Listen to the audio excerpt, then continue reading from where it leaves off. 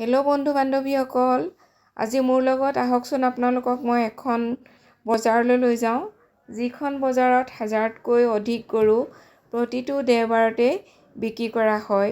মই যিখন বজাৰত দেখুৱাইছোঁ হয়তো আপোনালোকে ইয়ালৈ গৈছেও বা ইয়াৰ পৰা গৰু কিনা বেচাও কৰিছে, তথাপিও মই দেখুৱাবলৈ আপোনালোকক চেষ্টা কৰিছোঁ। এইখন হৈছে বিহৰা বজাৰ।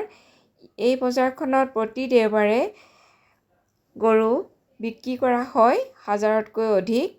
আজি মই দৰঙলৈ গৈ থাকোঁতে এই বজাৰখন হঠাৎ মোৰ চকুত পৰিল আৰু চকুত পৰাত মই চকুকেইটা ইয়াৰ পৰা আঁতৰাব নোৱাৰিলোঁ।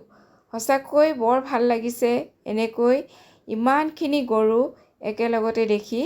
ইয়াত আপুনি বিভিন্ন প্ৰকাৰৰ গৰু দেখিবলৈ পাব। ক্ষীৰতী গাই আছে, দমৰা আছে, চেউৰী আছে আৰু বলদ গৰুও আছে।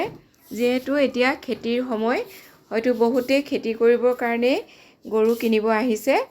তথাপিও মই মোৰ ভাল লগা বজাৰখন আপোনালোকক দেখাইছোঁ। কেনেকুৱা লাগিছে ক'ব। ইয়াত গৰুবিলাকৰ ৰংবিলাকো বেলেগ বেলেগ ধৰণৰ, কজলা আছে, বগা আছে, ক'লা আছে, চিলা পখৰা আছে। চাওকচোন কিমান মৰম লাগিছে এই গৰুখিনি। এই গৰুখিনি দেখুৱাবলৈ পাই মোৰ সঁচাকৈ মনত আনন্দ লাগিছে। এই গৰুখিনি, ইমানখিনি গৰু মই একেলগতে কেতিয়াও দেখা নাছিলোঁ।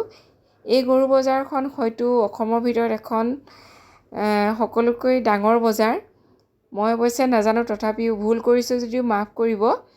মই নাজানো, তথাপি মোৰ চকুৰে যিটো দেখিছোঁ মই সেইটো নিজেও চাইছোঁ, আপোনালোকক দেখাবলৈ চেষ্টা কৰিছোঁ।